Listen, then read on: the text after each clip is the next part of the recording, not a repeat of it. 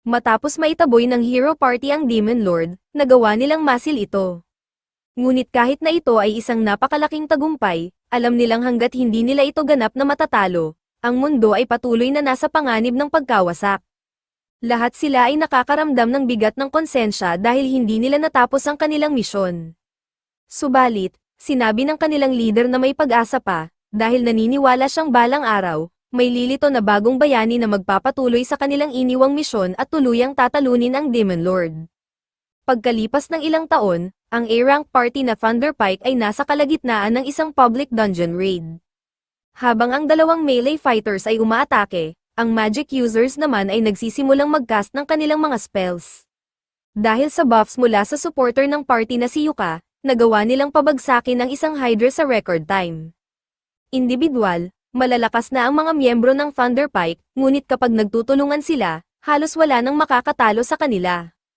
Ito ang dahilan kung bakit marami silang tagahanga. Bagamat mukhang perpektong team ang Thunderpike sa panlabas, hindi talaga sila magkasundo gaya ng iniisip ng karamihan. Sa katunayan, pagkatapos ng kanilang stream, inihayag ng Red Mage na si Yuka na magkukwit na siya sa Thunderpike, epektibo kaagad. Ang leader ng party na si Simone ay nagtanong kung bakit nais niyang umalis.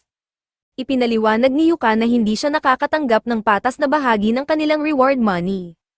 Napakaliit ng nakuha niyang pera ngayon kaya baka kailanganin pa niyang umutang sa payday loans, na isang sitwasyon na ayaw niyang maranasan. Sinubukan ni Simone na bigyang katwiran ang mababang sahod ni Yuka, sinasabing hindi naman daw siya masyadong nakakatulong sa party. Sumingit naman si Barry at sinabi na hindi naman talaga lumalaban si Yuka. Ang ginagawa lang daw niya ay sirain ang durability ng kanilang mga items gamit ang kanyang mga walang kwentang enchantments. Hindi makapaniwala si Yuka na tinawag ni Barry na walang silbi ang kanyang enchantments, ngunit hindi lang si Barry ang nag-iisip ng ganito. Ang tanging miyembrong naniniwalang kapaki-pakinabang si Yuka ay si Jamie, pero iyon ay dahil magaling siya sa pag-setup ng kanilang streams. Sinabi ni Camila kay Yuka na kung gusto niyang mas mataas ang bayad, kailangan niyang maging mas aktibo bilang miyembro ng team. Ngunit hindi sang-ayon si Yuka sa sinabi nito dahil, ayon sa kanya, wala siyang karapatang magkomento bilang healer lang ito, at si Yuka ang laging nagpoprotekta sa kanya tuwing may laban. Ang hindi pagpapahalaga ng team sa kanyang trabaho ang pangunahing dahilan kung bakit gusto niyang umalis. Gayunpaman, tinanong siya ni Simone kung sigurado ba siyang kaya niyang mabuhay ng mag-isa kung aalis siya. Sinabi niya na ang tanging dahilan kung bakit nasa B-rank si Yuka ay dahil magkaibigan sila mula pagkabata, at tinulungan niya itong makapasok sa Thunderpike. Dagdag pa niya, kahit umalis si Yuka, magiging maayos lang ang grupo kahit wala siya. Dahil malinaw na hindi pinapahalagahan ng Thunderpike ang ambag ni Yuka sa grupo, desidido na siyang umalis.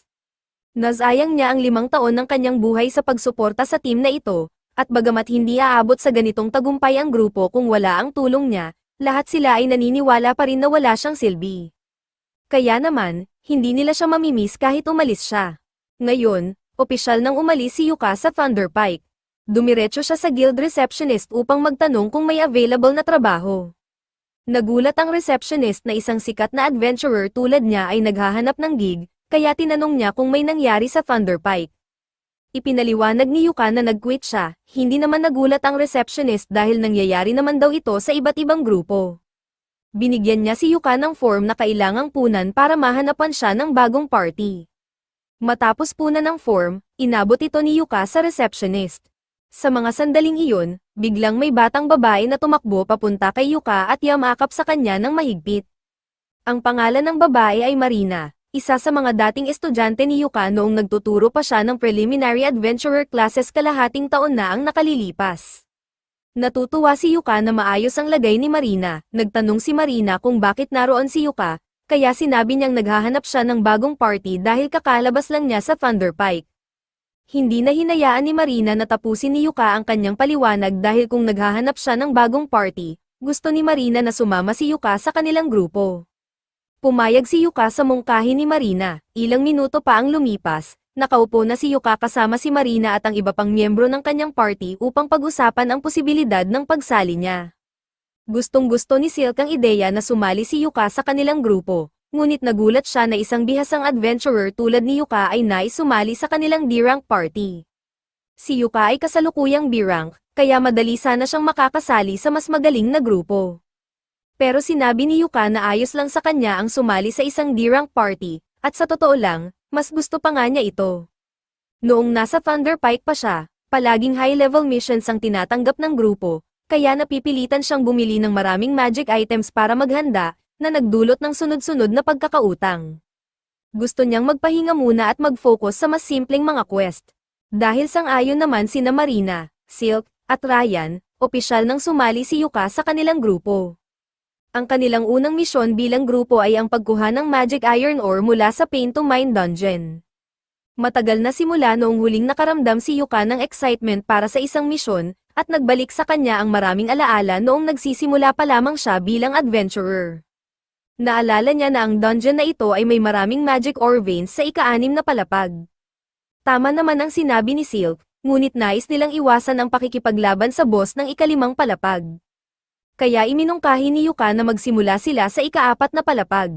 Pagpasok nila sa dungeon, si Marina ang nauuna, gamit ang isang stick upang tiyakin na walang mga traps sa daraanan.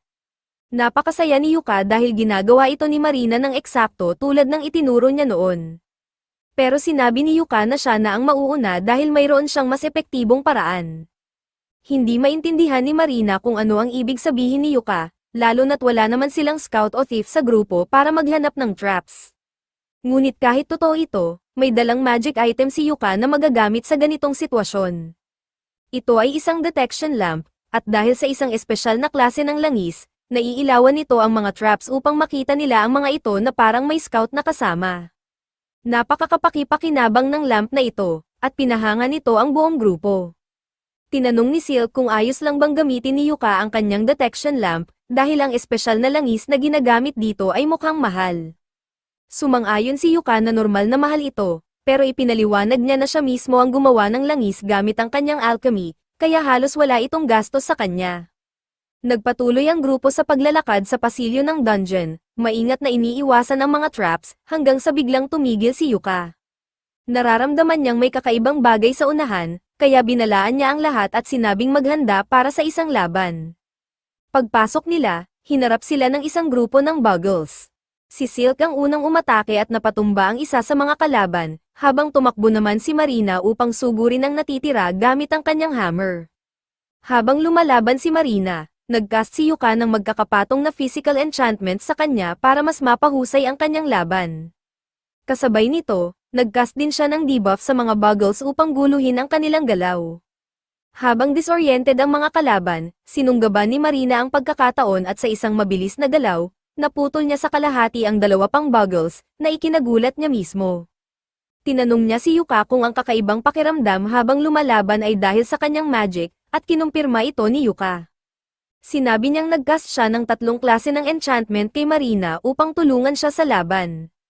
Hindi makapaniwala si Rain na nagawa ni Yuka ang 3 enchantments ng sabay-sabay, at lalo na nang walang kahit anong incantation. Pero para kay Yuka, hindi iyon ganoon kahanga-hanga, kaya sinabihan niya silang magpatuloy na lang. Habang naglalakad sila sa mine, tinanong ni Yuka ang mga babae tungkol sa karaniwang routine nila sa pag-explore ng dungeon. Proud na ipinaliwanag ni Marina na palagi silang nagpapahinga pagkatapos ng bawat palapag at sinusuri ang kanilang kagamitan, tulad ng itinuro ni Yuka noon. Dahil dito, iminungkahi ni Yuka na magpahinga muna sila bago magpatuloy.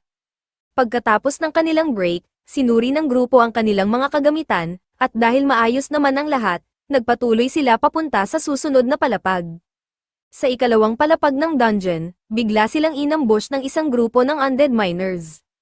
Ang tanging paraan para talunin sila ay ang paggamit ng holy magic ni Rain, kaya kinailangan ng lahat na protektahan siya habang nagcha-chant siya ng spell. Si Marina at Silk ang unang pumwesto para sa depensa, pero sinabi ni Yuka na siya na ang bahala. Nagcast siya ng Blessing of Light sa lahat, at bagamat hindi nito tuluyang natatalo ang undead miners, napigilan nitong makalapit ang mga ito, isang napakahusay na defensive measure. Sa wakas, natapos ni Rain ang kanyang Holy Light spell at ginamit ito upang burahin ang mga undead miners. Nang maging ligtas na sila, pinuri ni Marina si Rain sa mahusay nitong trabaho. Pinasalamatan din siya ni Yuka, dahil kakaunti lang ang mga taong kayang gumamit ng light magic sa ganitong antas.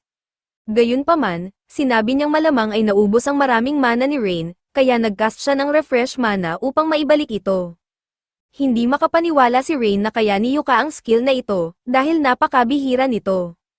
Ang refresh mana ay ganap na nagbabalik ng mana ng sino mang gagamitan nito, at ang pagkakaroon ng skill na ito ay sapat na upang gawing napakahalaga si Yuka sa anumang party.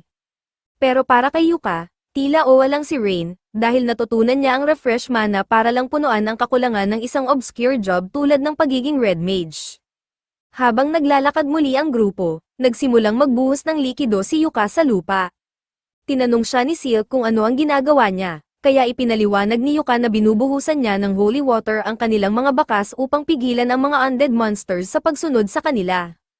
Nababahala si Silk at nagtanong kung hindi ba sayang gamitin ang holy water dahil mahal ito. Ngunit sinigurado ni Yuka na ayos lang, dahil siya mismo ang gumagawa ng holy water. Nagulat ang buong grupo na kaya ni Yuka gumawa ng holy water kahit hindi siya isang priest. Ipinaliwanag niya na mayroon siyang espesyal na paraan, pinupurify niya ang mga abo ng undead na nadefeat nila. Nagawang gawing holy water ni Yuka ang mga abong nakuha niya mula sa undead miners, at higit pa itong sapat para sa dami ng holy water na ginagamit niya. Pagdating nila sa ikatlong palapag ng dungeon, iminungkahi ni Yuka na magpahinga muna sila muli dahil magsisimula na silang magmina mula sa puntong iyon. Dahil matagal na rin mula nang huling beses silang kumain, inilabas ni Yuka ang kanyang mga cooking utensils mula sa kanyang magic bag at sinabing siya ang magluluto ng kanilang pagkain. Bagamat hindi naman bihira ang magic bags, ito ang unang beses ni Rain na makakita nito ng personal, kaya't sobrang excited siya. Nagluto si Yuka ng sausage at itlog sa kawali, at habang ito ay niluluto, inilabas niya ang isang espesyal na kaldero. Pinanood ng mga babae habang tinapak ni Yuka ang gilid ng kaldero, at biglang napuno ito ng sabaw. Ipinaliwanag ni Yuka na ang kaldero ay isang bihirang artifact na natagpuan niya sa isang royal palace ruin. Ang kaldero ay otomatikong napupuno ng random na sabaw tuwing gagamitin ito, kaya't napakahalaga nitong dalhin sa mga ganitong misyon. Lubos na nagpapasalamat ang mga babae kay Yuka dahil ito ang unang pagkakataon na nakatikim sila ng masarap na pagkain habang nasa gitna ng isang dungeon mission. Ngunit nang tingnan ni Silk ng mas mabuti ang pagkain, napansin niyang may mana na nagmumula rito. Tinanong niya si Yuka tungkol dito, ngunit sinabi lang ni Yuka na wala namang espesyal sa pagkain dahil inihanda lang niya ito ng may pagmamahal. Gayunpaman, posibleng hindi sinasadyang ma-enchant ng kanyang alchemy skills ang pagkain, pero hindi naman daw ito magiging problema. Sa wakas, nakarating sila sa ikaapat na palapag ng dungeon, kung saan hinarap nila ang isang rock lizard. Habang sumugod ang halimaw papunta sa kanila, agad nagcast si Yuka ng slow spell, kaya't halos hindi na makagalaw ang rock lizard. Sinamantala ito ni Marina at sumugod upang umatake. Karaniwan, hindi siya magtatangkang gawin ito, pero dahil sa enchantments ni Yuka na nagbuff ng kanyang lakas at stamina, nagpa siya siyang gamitin ang kanyang magic blade ability. Sa isang mabilis na galaw, nagawang pugutan ni Marina ng ulo ang rock lizard. Pagkatapos ng laban, lubos na napagod si Marina dahil ang paggamit ng magic blade ay kumokonsumo ng napakalaking mana. Ngunit hinikayat siya ni Yuka na patuloy itong gamitin hanggat maaari dahil kalaunan, masasanay din ang katawan niya rito. Sa ngayon, nagcast si Yuka ng refresh mana upang maibalik ang kanyang lakas. Sa palapag na iyon, maraming magic auras, kaya nagsimula ng magmina si Yuka kasama ang mga babae. Matapos ang ilang sandali, nakapagtipon sila ng napakaraming magic auras, na ikinatuwa nilang lahat. Tinanong ni Yuka kung sapat na ba ang kanilang nakuha upang matupad ang requirements ng kanilang quest. Ngunit sinabi ni Silk na kailangan pa nila ng kaunting magic auras. Sa kasamaang palad, wala ng magic auras sa palapag na iyon, kaya ang tanging opsyon nila ngayon ay talunin ang 5th floor boss at bumaba sa 6th floor para makuha ang natitirang auras. Hindi natuwa ang mga babae sa ideyang ito dahil ang 5th floor boss ay tinatawag na Novus Crusher Steel Crab, at hindi sila sigurado kung makakaya nilang mabuhay laban dito. Ngunit sinabi ni Yuka na huwag silang mag-alala dahil gagawin niya ang lahat upang harapin ang boss mag-isa. Ilang sandali pa, nakarating na sila sa pintuan ng boss's room. Bago sila pumasok, inilabas ni Yuka ang isang camera artifact. Nakilala ni Rain ang artifact na iyon at tinanong si Yuka kung plano ba niyang i-livestream ang laban. Ngunit ipinaliwanag ni Yuka na i-record lang niya ang laban para mapag-aralan niya ang mga pagkakamali niya pagkatapos. Dahil magre-record na rin siya, iminungkahi ni Marina na gawing livestream ito dahil sa tingin niya, magiging mas masaya iyon. Pumayag si Yuka, ngunit habang inaayos ang setup, napagtanto niyang hindi niya alam ang pangalan ng kanilang party. Tinanong niya ang grupo, ngunit sinabi ni Silk na wala pa silang naisip na pangalan, at hindi pa nga sila opisyal na rehistrado. Dahil dito, tinanong ni Yuka kung may magandang ideya sila para sa pangalan ng team. Saglit na nag-isip si Marina at iminungkahi ang pangalang Clover, partikular na ang four-leaf clover, upang kumatawan sa kanilang 4 na miyembro. Gustong-gusto ng lahat ang pangalan, kaya mula ngayon, tatawagin na silang Clover. Napagtanto ni Yuka na ito ang magiging unang livestream ng kanilang party, at medyo masama ang loob niya kung siya lang ang makakakuha ng spotlight. Kaya tinanong niya ang iba kung gusto nilang tumulong sa laban, ngunit sinabi nilang okay lang na siya na ang bahala. Dahil dito, desidido si Yuka na ibigay ang lahat, nagcast siya ng Great Blink Shadow at Protector Shield buff sa sarili niya bago pumasok sa boss room. Pag-icing ng Steel Crab, agad itong umatake kay Yuka, ngunit dahil sa kanyang speed buffs, mabilis niyang naiwasan ang mga atake.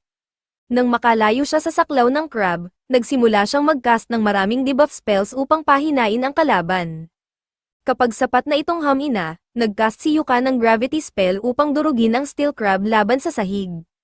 Sa 1 minuto lang, natalo na niya ang boss, labis na nasiyahan si Yuka sa kanyang performance. Matapos ang laban, tinapos ni Yuka ang livestream. Agad na tumakbo si Marina at niyakap siya ng mahigpit, labis na humanga sa kanyang ginawa. Ngunit masyado siyang madiin sa pagyakap, kaya nagbiro ang iba na tigilan na ito bago pa mapunta si Yuka sa wheelchair. Matapos tiyaking ayos ang kanyang likod, sinabi ni Yuka sa lahat na dapat nilang dalhin ang katawan ng Steel Crab pabalik sa guild upang maibenta ang mga parte nito. Inilagay niya ang buong katawan ng halimaw sa kanyang magic bag, na malaking tulong dahil hindi nila ito kayang dalhin ng mag-isa. Sa ngayon, hindi matatawaran ang kontribusyon ni Yuka sa kanilang party.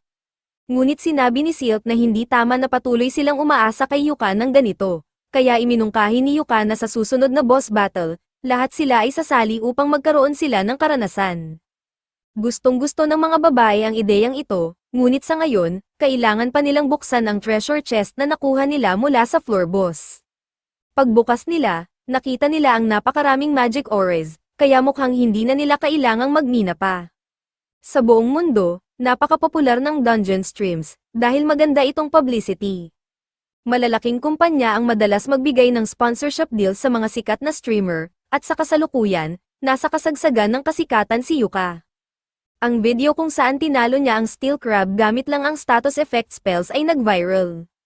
Samantala, pabalik na sina Yuka at ang kanyang grupo sakay ng karwahe. Tinanong ni Yuka ang grupo kung ano ang masasabi nila tungkol sa kanilang unang misyon na magkasama. Sobrang natuwa ang mga babae dahil marami silang natutunang magagandang bagay mula kay Yuka. Para sa kanila, ito na ang pinakamagandang misyon na nagawa nila.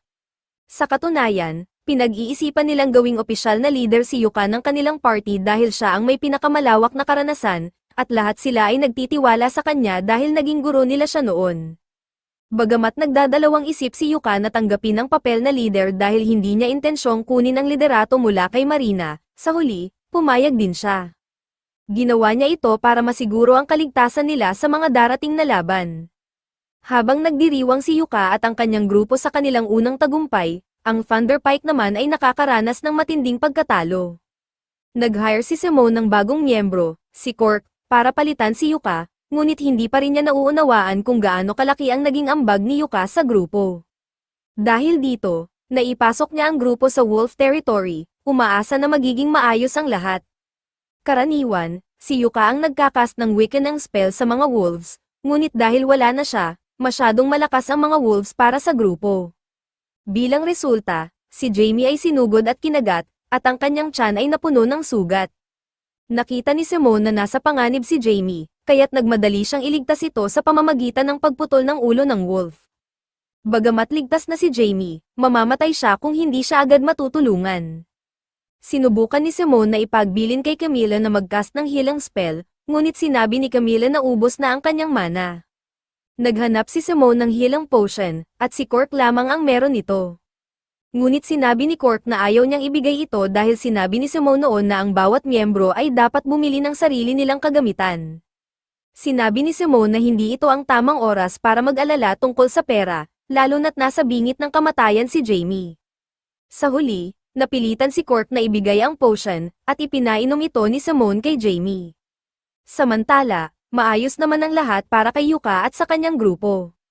Nagdiriwang sila sa isang bar, at bagamat hindi ganoon kalaki ang nakuha nilang reward mula sa quest, ang katawan ng steel crab ay nasa napakagandang kondisyon kaya't binayaran ito ng guild ng malaking halaga. Habang nag-uusap, tinanong ni Yuka si Marina at ang iba pa kung anong sistema ang ginagamit nila sa paghahati ng kita ng party.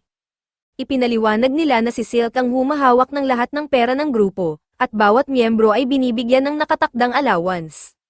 Nagulat si Yuka dahil bihira ang ganitong sistema sa isang party.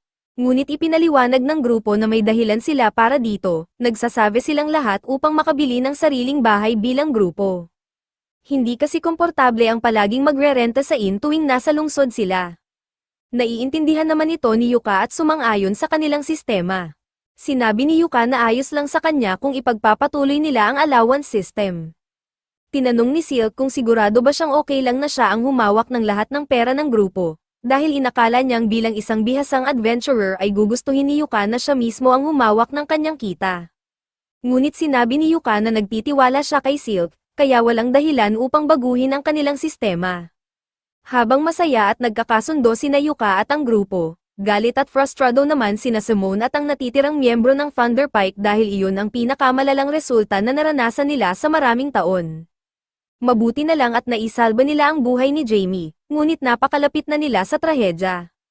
Sinisisi ni Simone ang lahat kay Cork, sinabayan pa siya ng ibang miyembro, tinawag si Cork na useless dahil hindi nito nagawang iligtas sila sa sitwasyon. Ngunit hindi magpapatalo si Cork sa ganitong usapan. Ipinaalala niya sa kanila na ang Direwolves ay sinusundan ang kanilang prey gamit ang amoy, kaya dapat ay bumili sila ng scent blocker bilang paghahanda sa misyon. Sinabi niyang malinaw na kasalanan ito ng party dahil hindi sila handa para sa ganitong sitwasyon. Pilit naman itong ibinalik ni Simone kay Cork, sinasabing kung alam ni Cork ang tungkol sa scent blockers, dapat daw ay sinabi niya ito sa lahat. Dagdag pa, ang halos pagkamatay ni Jamie ay kasalanan ni Cork dahil hindi siya bumili ng scent blockers para sa buong grupo. Ang gaslighting ni Simone ay matindi, pero hindi ito sapat upang malinlang si Cork. Napagtanto niyang ayaw niyang manatili sa isang grupo na hindi marunong umako ng kanilang mga pagkakamali, kaya nag-quit siya sa Thunder Pike sa mismong sandaling iyon. Narinig ito ni Yuka at hindi makapaniwala na hindi pa rin natututo ang Thunder Pike mula sa kanilang mga pagkakamali. Ngunit naisip niyang hindi na ito problema niya, bumalik siya sa grupo at nakinig kay Marina, na nagpaplano kung ano ang gagawin nila kinabukasan. Naalala naman ni Silk ang sinabi ni Yuka noon na mahalaga ang magpahinga ng isang araw pagkatapos ng bawat misyon. Kaya iminungkahi niyang magpahinga muna sila, at pumayag naman ang lahat. Dahil may libreng araw si Yuka, nagpasya siyang mag-shopping. Kailangan niyang mag-stock ng potions at scrolls, at kailangan din niyang gawing holy water ang mga abong nakuha niya mula sa mga undead, upang mapunan ang kanyang inventaryo. Alam niyang magiging abala siya sa mga susunod na oras, kaya iminungkahi niyang magkita-kita sila sa parehong lugar pagkatapos ng kanilang break. Biglang napansin ni Marina na ipinapakita ang mga dungeon stream highlights sa araw na iyon, at ang laban ni Yuka laban sa Steel Crab ang namunguna. Gulat na gulat si Yuka dahil kaka-upload niya lang ng video ilang oras pa lang ang nakalipas, pero mayroon na itong mahigit 5,000 views, at patuloy pa itong tumataas. Nagugustuhan ng mga tao na makita ang isang adventurer na may kakaibang trabaho tulad ng Red Mage na kaya palang talunin ng isang Steel Crab nang hindi man lang ito hinahawakan.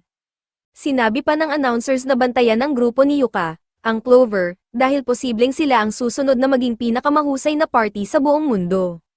Nakapanood din sina Simon at ang iba pang miyembro ng Thunder Pike ng stream ni Yuka, at labis silang naiinggit dahil mukhang maayos ang buhay ni Yuka kahit wala na siya sa kanila. Ngunit kahit ganoon, ayaw pa rin nilang aminin na mas malaki ang naging ambag ni Yuka sa kanilang grupo kaysa sa inakala nila. Palaging magiging haters ang Thunder Pike, ngunit tila may isa pang tao na lihim na nagagalit kay Yuka mula sa malayo. Halata sa kanya ang galit dahil mukhang komportable na si Yuka sa bago niyang grupo.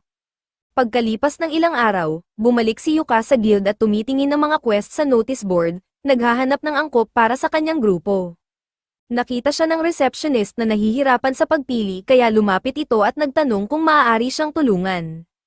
Tinanong ni Yuka kung may mga quest bang madaling gawin para sa mga baguhang grupo ngunit may disenteng bayad. Sinabi ng receptionist na masyado siyang optimistic at hindi ganoon kadali ang makahanap ng perpektong quest.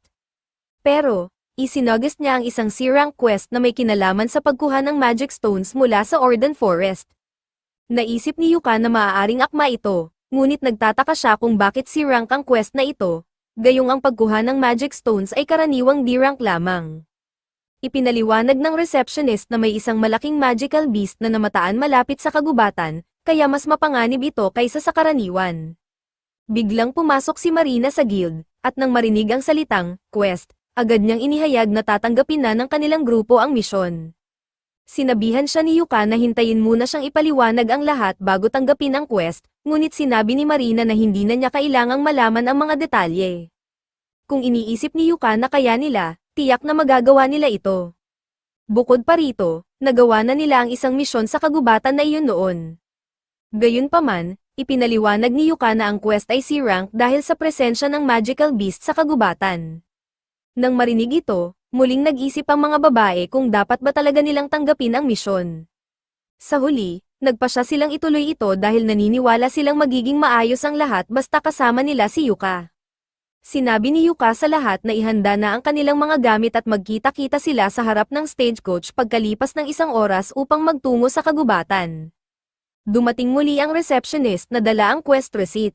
Naging interesado si Yuka sa sitwasyon, kaya tinanong niya ang receptionist kung pinlano ba nito ang lahat para maganap ito. Hindi naman itinanggi ng receptionist ang kanyang papel dito. Ang stream na ginawa ni Yuka kahapon ay nagdala ng higit sa 10,000 bagong fans, at lahat sila ay sabik na makita ang susunod niyang stream. Medyo nahihiya si Yuka dahil hindi niya inasahan na magkakaroon siya ng ganitong kalaking atensyon.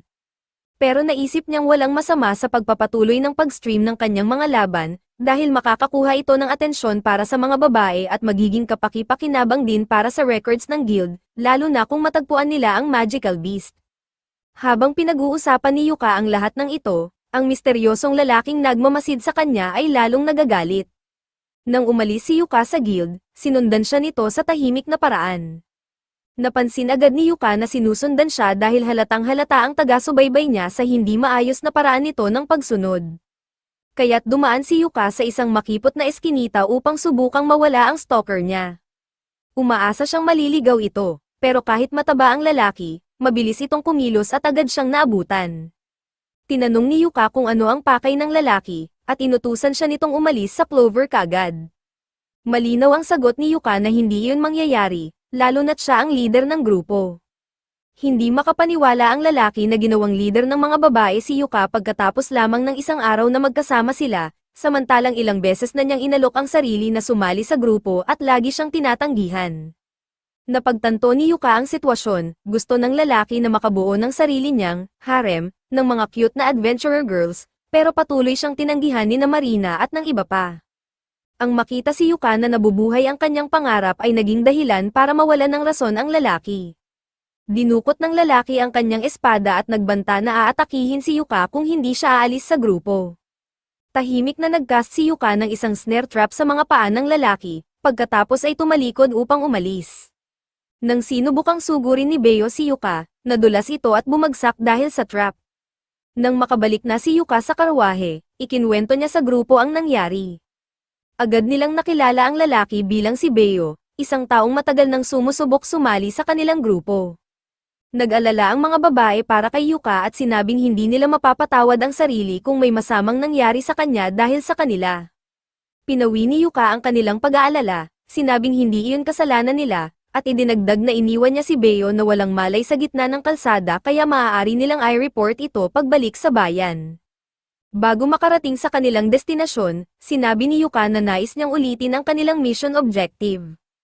Kailangan nilang kumuha ng 3 magic stones mula sa Orden Forest. Nang tanungin niya ang grupo tungkol sa kanilang karanasan sa lugar na iyon, sinabi ni Marina na nagpunta sila roon 2 buwan na ang nakalilipas. Ngunit ngayon lang niya naalala na wala silang nakasalubong na halimaw noon. Napagtanto ni Yuka na ang magical beast ay malamang naroon na sa kagubatan 2 buwan na ang nakalilipas. Kung sakaling makaharap nila ito, plano niyang i-livestream ang laban upang makakuha ng mahalagang impormasyon ang guild. At kung hindi nila matalo ito, magiging mas madali ang paghingi ng tulong. Pagdating nila sa kagubatan, sinimula ni Yuka ang stream, at nagsimula na silang maglakad papasok. Nagpa siya si Yuka na maging rearguard dahil karaniwang mula sa likod umaatake ang mga halimaw. Nag-alala si Marina para sa kanya dahil nasa pinakamapanganib na posisyon siya, ngunit tiniyak ni Yuka na kaya niyang alagaan ang sarili. Bukod sa kaya niyang gumamit ng blink step para makatakas, ang suot niyang damit ay may mataas na defense stats, kaya kaya nitong tumanggap ng ilang atake.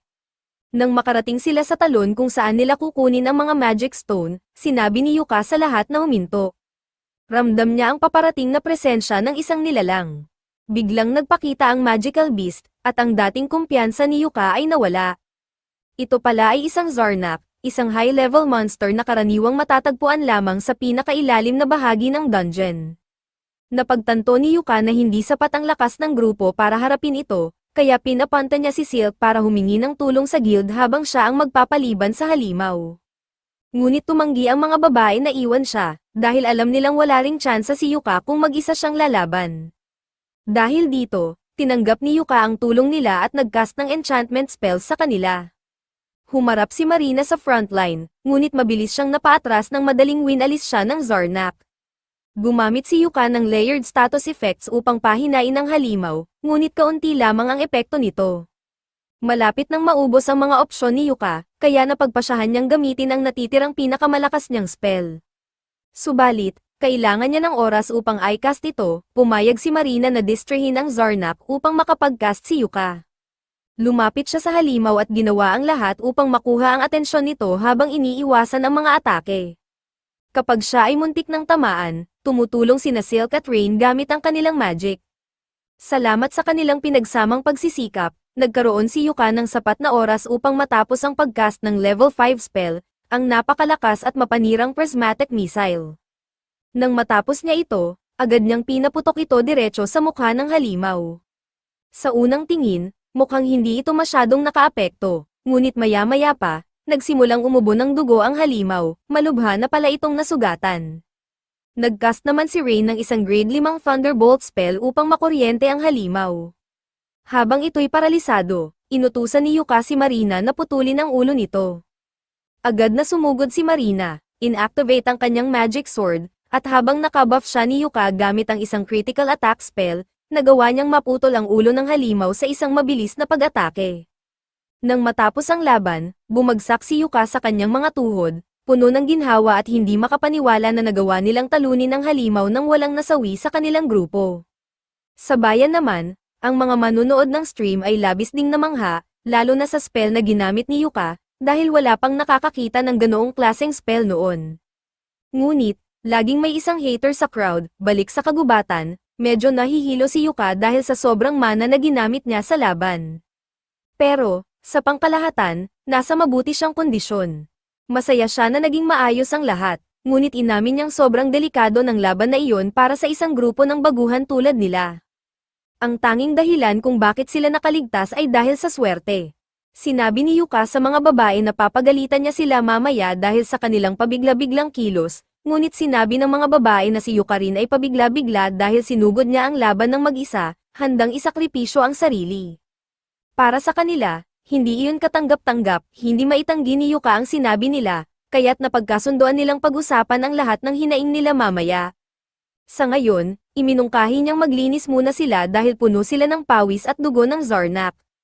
Habang naliligo ang mga babae sa ilog, sinimula ni Yuka ang pag-setup ng camp, at nagbalik ang mga alaala niya mula 6 na buwan na ang nakalilipas. Noong panahong iyon, siya ang nagtuturo sa grupo ni Marina, at namangha siya sa bilis ng kanilang pag-a-adjust bilang adventurers. Ngunit, napansin din niya ang ilang aspeto na kailangang pagbutihin, medyo clumsy si Marina, sobrang maingat si Silk, at napaka-timid ni Rain. Sa kabila nito, nakita niya ang kanilang potensyal at alam niyang magiging magagaling silang adventurers. Kinagabihan, inihanda ng mga babae ang tent, siniguro ang fairy wood, at naglagay ng mga alarm laban sa mga halimaw. Habang pinapanood sila ni Yuka, nakaramdam siya ng pagmamalaki dahil alam niyang magiging mahusay silang adventurers balang araw. Pero hindi niya kailanman inasahan na magiging bahagi siya ng kanilang grupo. Pagkalipas ng ilang araw, bumalik ang grupo sa guild.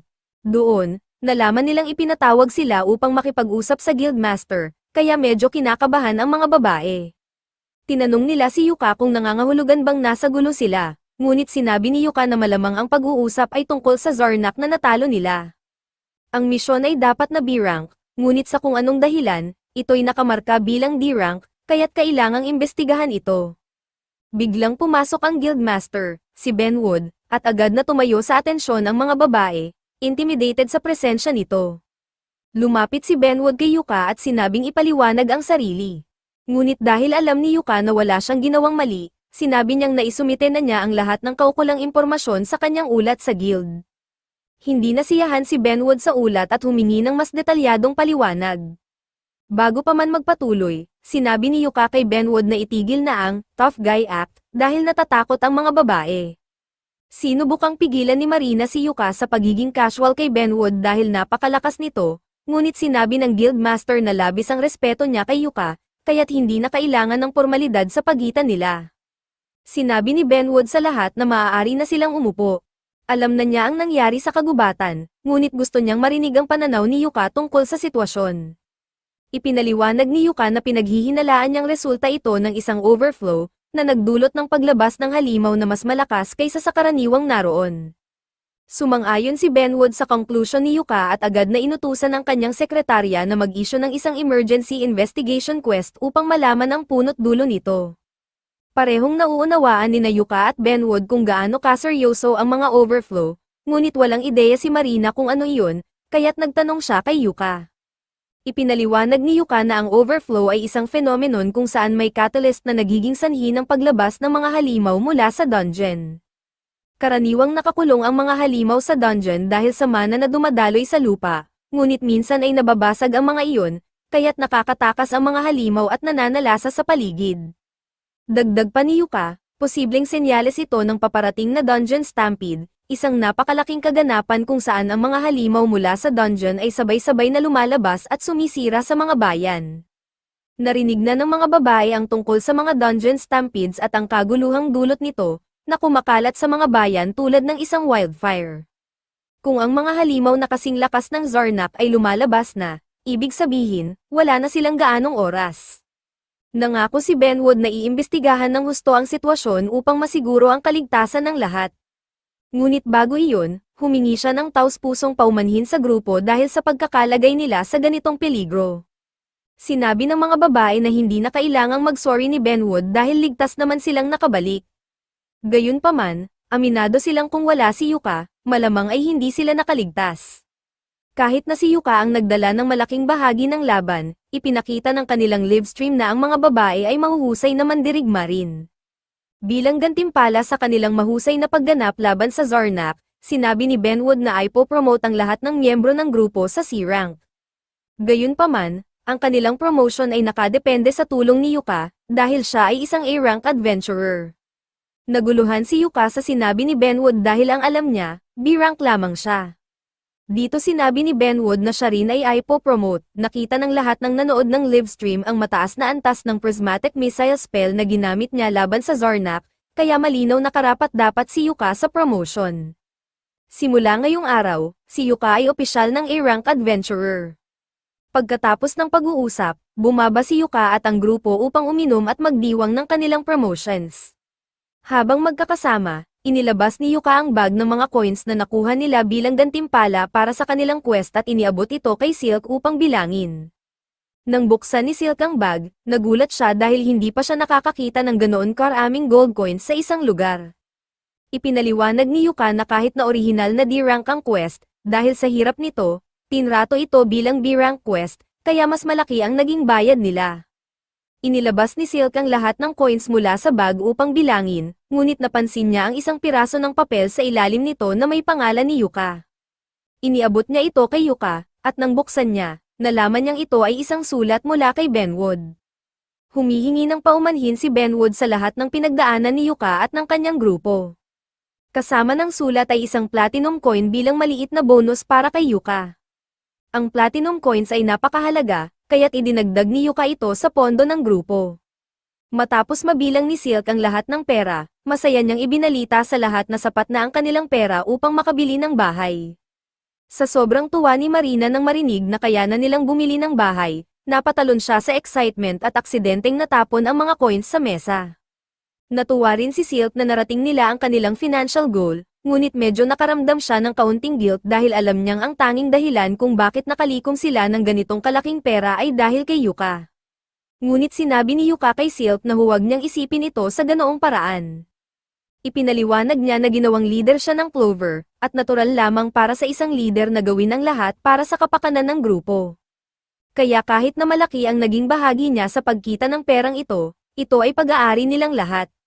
Nagpatuloy ang kanilang selebrasyon hanggang late sa gabi. Sa isang punto, tinanong ni Rain si Yuka kung may pangarap ba siyang gustong matupad. Nagulat si Yuka sa tanong, kaya't nagtanong siya kung may dahilan bakit iyon ang naitanong ni Rain. Ipinaliwanag ni Rain na ngayon na naabot na nila ang layunin nilang makabili ng bahay, gusto niyang malaman kung ano ang pangarap ni Yuka upang matulungan nila itong matupad. Dahil dito, sinabi ni Yuka na ang kanyang pangarap ay makapasok at maabot ang pinakalalim na bahagi ng Achromatic Darkness Dungeon. Nang marinig ito ng mga babae, halos masamid sila at napluwa ang kanilang inumin sa gulat. Ang dungeon na iyon ay literal na pinakamapanganib sa lahat. Taglay nito ang isang artifact na tinatawag na Abyss Gate, na isang direktang daan patungo sa Underworld. Ipinaliwanag ni Yuka na ang Abyss Gate ang dahilan kung bakit gusto niyang sakupin ang Achromatic Darkness. Tinanong ni Rain kung balak ba niyang dumaan sa Abyss Gate kung makarating siya roon. Ngunit ipinaliwanag ni Yuka na hindi niya balak dumaan dito. Nais lang niyang makita kung ano ang Edge of the World. Ang tiyuhin niya ay minsang sinubukang pasukin ang dungeon at maabot ang Abyss Gate, ngunit hindi ito nagtagumpay. Lumaki si Yuka na naririnig ang kwento ng kanyang tiyuhin kaya naisip niyang gusto rin niyang subukan ito balang araw, kahit alam niyang malabo itong mangyari. Nagustuhan ni Marina ang pangarap ni Yuka, kaya iminungkahi niya na dapat nilang gawing layunin ng buong grupo ang pagpasok sa Achromatic Darkness upang tulungan si Yuka sa kanyang pangarap. Sinabi ni Yuka na hindi ito ganoon ka-simple dahil napakadelikado ng dungeon na iyon. Kailangan ng pahintulot mula sa gobyerno upang makapasok, at kailangang A-rank party ang grupo para makakuha ng approval. Kahit na ganoon, gusto pa rin ni Rain na gawing layunin ng grupo ang pangarap ni Yuka. Sinabi niyang gusto niyang maging susunod na goal ng kanilang grupo iyon. Sumang-ayon ang lahat at nangakong magtatrabaho ng husto upang matupad ang pangarap ni Yuka. Ngunit alam nilang hindi ito mangyayari sa malapit na hinaharap. Sa bawat araw na lumilipas, patuloy na tumataas ang kasikatan ng Clover Streams. Sa kasalukuyan, live silang naglalaban sa isang undead hand, at salamat sa kanilang perpektong teamwork, nagawa nilang talunin ito gamit ang lightning spell ni Rain at isang rock scroll mula kay Yuka. Natapos ang kanilang stream, at kumaway sila sa kanilang mga fans. Mahal na mahal sila ng lahat sa guild, maliban sa mga miyembro ng Thunderpike, na labis ang inis sa kung paano naging sobrang popular si Yuka. Iniisip ni Barry na mukhang kahanga-hanga lang si Yuka dahil nasa isang team siya ng mga baguhan. Ngunit narinig ni Simone na si Yuka ay kamakailan lamang na-promote sa A-rank, kaya malamang, talagang magaling siya. Bukod pa rito, hindi naman si Yuka ang pinakamalaking problema nila ngayon. Ang Thunderpike ay sunod-sunod na nabibigo sa kanilang mga misyon, at iniisip ni Simone na ito'y dahil sa mga bagong miyembro na kanilang hinihire na lagi namang walang kwenta. Sa katunayan, wala sa kanila ang tumatagal ng higit sa isang araw sa grupo. Pero, hindi naman siguro dahil may problema sa kanilang team, di ba? Habang pinag-uusapan ng kanilang team, tinanong ni Simone kung nasaan si Jamie. Ipinaliwanag ni Camila na si Jamie ay hindi sumama dahil wala itong gana uminom. Naiinis si Simone dahil simula noong misyon kung saan muntik nang mamatay si Jamie sa pag-atake ng lobo, palagi na nitong pinapabagal ang grupo. Samantala, si Jamie ay nakakulong sa kanyang kwarto, paulit-ulit na pinapanood ang mga livestream ni Yuka sa loob ng maraming oras. Unti-unti nang na-realize ng mga miyembro ng Thunderpike na mas naging kapaki-pakinabang si Yuka kaysa sa inakala nila. Dahil dito, nag-isip si Simone na ang dahilan ng pag-quit ni Yuka noon ay ang mababang bayad niya, kaya baka pwede nilang itaas ang cut niya. At para mabalanse, pwede nilang bawasan ang bayad ni Jamie dahil hindi naman ito nagagawa ng marami kamakailan. Ilang oras ang lumipas, dumating sina Yuka at ang kanyang grupo sa guild upang iulat ang tagumpay ng kanilang misyon. Ngunit bago pa man sila makapasok, nakita nila si Simone na naghihintay sa harap ng pinto. Ang makita si Simone muli ay nagdulot ng inis kay Yuka, kaya't sinabi niya sa mga babae na pumasok na sa loob nang hindi siya kasama. Pagkatapos, tinanong niya si Simone kung ano ang kailangan nito. Diretsahang sinabi ni Simone na binibigyan niya si Yuka ng karangalan na muling sumali sa Thunderpike. Hindi makapaniwala si Yuka sa narinig, pero sinubukan siyang manipulahin ni Simone sa pamamagitan ng pagpapaalala na ang pangarap ni Yuka na makita ang Abyss Gate ay posible lamang kung bahagi siya ng isang A-rank party tulad ng Thunderpike. Dagdag pa niya, mula nang umalis si Yuka sa Thunderpike, hirap na silang tapusin ang mga misyon. Kaya't sinabi ni Simone na responsibilidad ni Yuka na bumalik at ayusin ang mga bagay-bagay. Tahimik na pinakinggan ni Yuka ang lahat ng sinabi ni Simone, ngunit sa huli, wala siyang pakialam. Bagamat magkaibigan sila noong kabataan nila, wala na iyong halaga matapos ang lahat ng kawalang respeto na ipinakita ni Simone sa kanya. Sinabi ni Yuka na wala siyang balak na muling sumama sa Thunderpike at iniwan si Simone upang magduse sa mga naging resulta ng kanyang mga aksyon. Habang papasok si Yuka, pinanood siya ni Beo, at tila may masamang balak itong naiisip. Pagpasok ni Yuka sa guild, sinalubong siya ng mga babae at tinanong kung ano ang nangyari sa lalaking nasa labas. Ipinaliwanag ni Yuka na si Simone iyon, ang leader ng kanyang dating grupo. Nang marinig ito ni Marina, agad siyang nag-alala na baka sumama ulit si Yuka sa Thunderpike, ngunit sinabi ni Yuka na wala sa mundong ito ang makakapilit sa kanya na bumalik sa gulong na iyon. Pagkatapos nito, nagtungo ang grupo sa reception desk upang iulat ang kanilang misyon. Pagkatapos, magdidiwang sila kasama ang ilang inumin. Kinabukasan, nagpatawag si Yuka ng isang meeting upang ipaalam sa mga babae ang tungkol sa isang quest na kanilang natanggap. Si Marina ay prime na at handang-handa nang umalis, ngunit pinaupo muna siya ni Yuka at sinabihang makinig sa detalye ng quest. Ipinahayag niya na ang kanilang party ay specifically requested ni Earthy. Nagulat ang mga babae dahil ang Earthy ay ang pinakakilalang workshop sa buong bansa. Sa katunayan, ang Bauniso ay gawa mismo sa Earthy, kaya't isang malaking karangalan para sa kanila na mapili ng isang sikat na workshop. Gayunpaman, nagtaka pa rin ang mga babae kung bakit Clover ang napiling grupo ni Earthy. Ipinaliwanag ni Yuka na ang Earthy ay maglulunsad ng bagong linya ng kagamitan para sa mga babae, isang theme ng equipment na parehong stylish at ligtas gamitin. Sa madaling sabi, gusto nilang makita sina Marina, Silk, at Rain na lusubin ng isang dungeon habang suot ang bagong kagamitan upang may promote ang kanilang brand. Hindi makapaniwala si Marina na magiging poster girl sila para sa isang napakalaking brand gaya ng Earthy, ngunit sina Silk at Rain ay abala ng inaayos ang kanilang buhok bilang paghahanda sa mission. Napakagandang oportunidad ito para sa kanila, dahil bukod sa babayaran sila para sakupin ang dungeon, makukuha rin nila ang armor bilang parte ng deal. Dahil dito, tinanggap nila ang alok ni Yuka, at tuluyan nang naglakbay ang grupo patungo sa Iron Dungeon. Pagsapit ng araw ng quest, nagtipon si Yuka at ang kanyang grupo sa loob ng dungeon, at suot na ng mga babae ang bagong Earthy gear para sa misyon.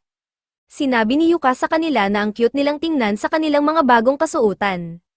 Bukod sa pagiging fashionable, napaka-functional rin ng equipment, kaya pakiramdam niya ay bagay na bagay ito sa kanila. Ngunit, sa hindi malamang dahilan, tila may sama ng loob si Rain sa kanya, at hindi niya alam kung bakit. Pumasok ang grupo sa dungeon, at habang ginagawa nila ito, ipinaliwanag ni Yuka na medyo luma na ang dungeon na ito at mayroon lamang 4 na palapag.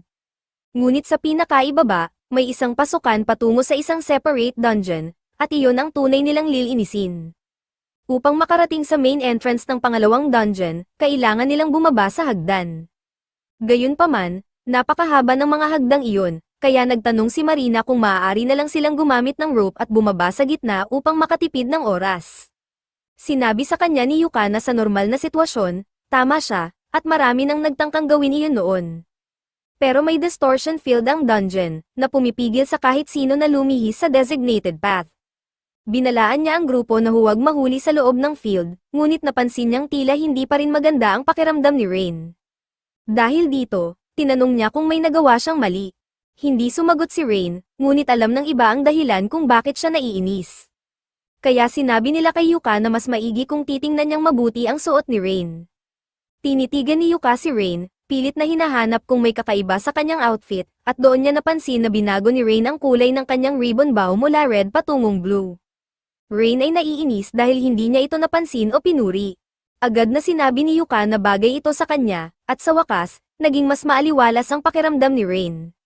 Pagkatapos nito, bumaba sila sa second floor, at sa tulong ng kanyang lantern, nakita agad ni Yuka ang isang trap sa unahan. Sinabi niya sa mga babae na huwag munang lumapit habang inaayos niya ito. Inilabas niya ang isang mahabang stick at ginamit ito upang itap ang trap, na agad nagpa-activate ng 12-dosenang spears mula sa sahig, dingding, at kisame. Kung hindi niya ito na-trigger ng maaga, malamang ay napahamak sila. Ngunit ngayong na-activate na ito, ligtas na silang makakatawid. Kailangan nilang lumusot sa pagitan ng mga spears, kaya nagtanong si Yuka kung may nahihirapan.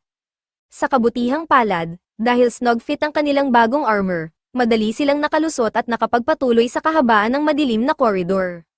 Biglang naramdaman ni Yuka ang isang kakaibang presensya sa unahan, kaya binalaan niya ang mga babae na maghanda para sa laban. Pagdating nila sa kinaroroonan ng kalaban, hinarap nila ang isang grupo ng orcs. Sa sandaling makita ni Silk ang mga orcs, bumalik sa kanyang isipan ang daan-daang taon ng galit na minana ng kanyang lahi. Alam ni Yuka na ang orcs ay natural na kaaway ng elves, kaya pinakiusapan niya si Silk na manatiling kalmado upang hindi siya magkamali. May plano na si Yuka, uunahan niya ang mga orcs gamit ang powerful magic, kasunod ay saisalakay si Marina gamit ang kanyang sword, habang si Silk ay magbibigay ng suporta mula sa likuran.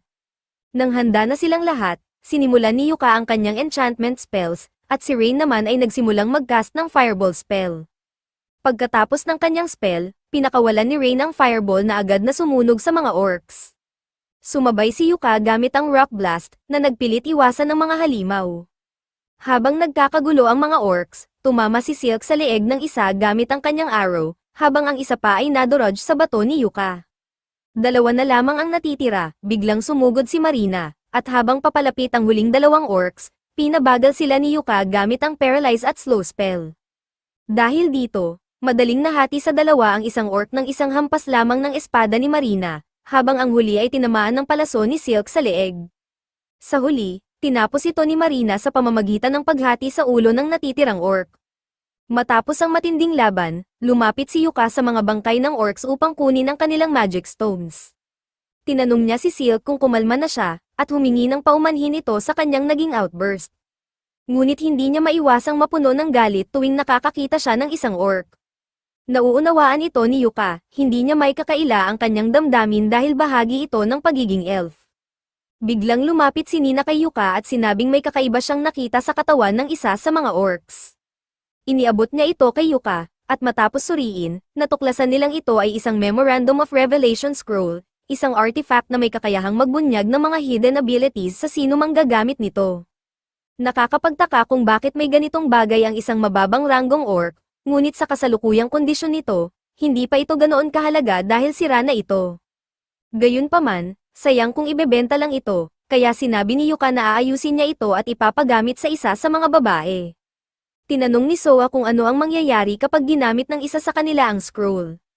Ipinaliwanag ni Yuka na maaari itong mag-unlock ng hidden talent, halimbawa, maaari kang makakuha ng second job o isang bagong skill. Dahil dito, iminungkahi ni Rain at Silk na si Marina ang gumamit nito kapag naayos na, dahil sa ngayon ay isa lang ang job niya. Medyo nag-aalinlangan si Marina, dahil ang pagiging isang sword maiden ay bihira, at hindi siya sigurado kung may potensyal siyang maging isa. Ngunit sa tingin ni Yuka, sulit pa rin itong subukan. Kahit hindi siya makakuha ng second job, maaaring may ma-unlock siyang hidden ability na makakatulong sa kanya sa hinaharap. Matapos talunin ang mga orcs, lumitaw ang isang chest bilang gantimpala ng grupo. Pagbukas nila nito, itinuloy nila ang paglalakad hanggang marating nila ang break room sa pagitan ng mga palapag. Ang reward na nakuha nila mula sa chest ay isang magic bag, kaya't halos hindi maglaman sa tuwa si Rain matapos nilang sabihin na siya ang dapat gumamit nito. Mas useful kasi ang magic bags para sa mga nasa support roles. Sinabi naman ni Yuka na kung makahanap sila ng isa pang magic bag sa hinaharap, si Silk ang susunod na bibigyan, upang mas marami siyang madalang arrows. Matapos ang kanilang pahinga, bumangon ang lahat, ngunit bago sila magpatuloy, nais munang suriin ni Yuka ang kanilang mga losses and gains. Maaari sana siyang gumamit ng isa sa kanyang scrolls, ngunit dahil maayos pa ang kanyang mana levels at pakiramdam ni Marina, hindi niya ito ginamit. Samantala, gumamit si Silk ng 5 arrows laban sa mga orcs, ngunit mayroon pa siyang 20, at si Rain naman ay handa pa ring magpatuloy. Dahil nasa mabuting kondisyon pa sila, bumaba sila sa 3rd floor, at binalaan ni Yuka ang lahat na manatiling alerto. Bagaman walang floor boss dito, posible pa rin silang atakihin ng mga halimaw. Noong araw, may pinto rito na papunta sa main dungeon, ang Abandoned City, ngunit 10 taon na ang nakalipas mula nang bigla na lamang itong mawala, kaya kahit sino ay maaaring pumasok ng walang hadlang. Ayon sa impormasyon ni Yuka, ang pinto noon ay binabantayan ng mga Shadow Stalkers, mga nilalang na anyong solid black mannequins na may makinang na mga mata. Gayunpaman, matagal na silang hindi nakikita, kaya't imposibleng makatagpo sila ng isa rito. Ngunit, laking gulat nila nang makita nilang nakatitig sa kanila ang isang black mannequin na may makinang na mga mata mula sa malayo. Agad na nagtanong si Marina kung dapat ba silang mag-alala tungkol dito. Napagtanto ni Yuka na walang duda, isang tunay na Shadow Stalker ang nasa harapan nila.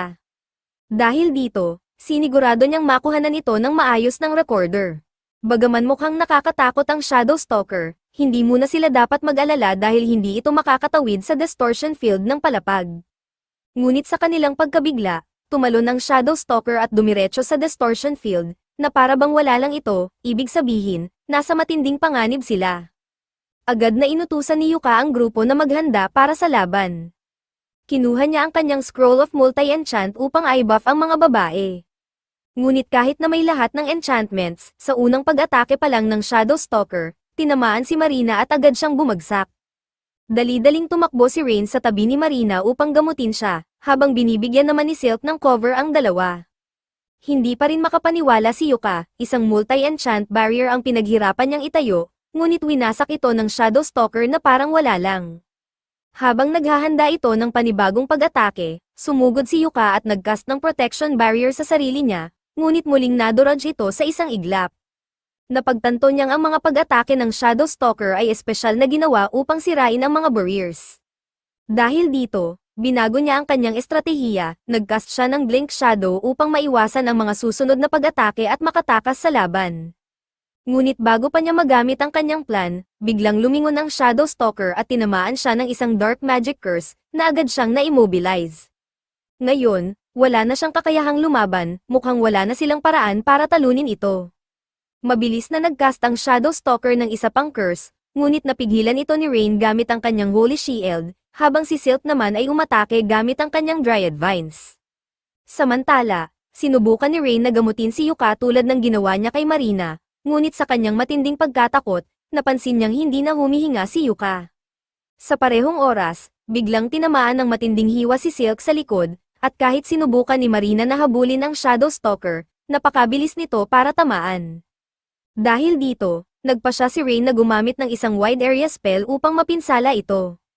Nagcast siya ng Icicle Rain, ngunit biglang naglaho ang Shadow Stalker at lumitaw sa likod nila, saka inatake sina Marina at Rain sa likod. Sa puntong ito, lahat ng babae ay malubhang sugatan, ngunit hindi pa tapos ang laban. Ang Shadow Stalker ay nagcast ng 12-12 ng Eclipse Cannons, at ipinutok ang mga ito ng direkta sa grupo. Ito na sana ang kanilang katapusan, ngunit sa huling segundo, bumalik si Yuka at agad nagcast ng isang Light Shield upang protektahan sila. Kasabay nito, tinakpan niya ang buong sahig ng 8,000 trip spells, upang hindi makatakas ang Shadow Stalker. Sunod-sunod siyang nagcast ng bawat posibleng debuff effect upang pahinain ang kalaban, habang sabay na nagbibigay ng buff sa mga babae upang pagalingin sila. Ngayong nakabawi na ang mga babae, ginamit ni Silk ang kanyang Dryad Vines upang atali ang Shadow Stalker, na nagbigay ng sapat na oras kay Rain upang i-cast ang kanyang undead spell at tuluyang burahin ang kalaban. Matapos ang napakatinding labanan, sa wakas ay tapos na ito. Sa sobrang tuwa ni Marina na buhay pa si Yuka, niyakap niya ito ng mahigpit. Ngunit agad siyang binalaan ni Yuka na kung hindi siya bibitawan, baka mamatay siya muli sa yakap nito. Matapos siyang pakawalan ni Marina, pinasalamatan siya ni Yuka, kung hindi niya napansin ang Shadow Stalker ng maaga, maaaring nadali sila sa isang surprise attack, na tiyak na magtatapos sa kanilang pagkamatay. Pagkatapos nito, tinanong niya si Rain kung ano ang palagay niya sa Shadow Stalker. Ayon kay Rain, isa itong undead, Ngunit ang mana nito ay parang magulo at hindi stable, kaya't parang hindi ito dapat umiiral. Dagdag pa rito, hindi ito dapat nakatawid sa distortion field, kaya't malamang, resulta ito ng isang dungeon overflow. Tinanong ni Soa kung ano ang dapat nilang gawin, dahil nasa huling palapag na rin sila, iminungkahi ni Yuka na tapusin na nila ang kanilang quest bago bumalik sa taas. Nag-alok si Marina na ice stream ang tungkol sa Shadow Stalker, ngunit hindi pumayag si Yuka, dahil suot pa nila ang Earthwise unreleased equipment line. Hindi niya gustong ipakita ito sa publiko nang walang pahintulot mula sa Central Workshop. Iminungkahi ni Yuka na tapusin na nila ang quest sa lalong madaling panahon upang makaalis sila sa lugar na iyon. Kaya't nagpatuloy sila sa paglalakbay at bumaba sa corridor. Doon, natagpuan nila ang pintuan na patungo sa Abandoned City. Ayon sa mga alamat, may mga tao raw na dating naninirahan doon. Ngunit ayon sa kanilang quest, hindi nila kailangang pumasok, ang kailangan lang nilang gawin ay makarating sa gate at hawakan ito. Matapos nilang gawin ito, agad silang bumalik sa ibabaw at tuluyan ng nilisan ang dungeon. Pagbalik sa bayan, agad na nagtungo si Yuka sa guild upang isumite ang kanyang report. Matapos niyang gawin ito, pinuntahan niya ang mga babae na naghihintay sa labas. Tinanong siya ni Silk kung paano ang naging resulta ng kanyang report, kaya ipinaliwanag ni Yuka na naisumite na niya ang lahat ng footage na kanilang naitala at ipinaalam na rin niya sa guild ang tungkol sa Shadow Stalker.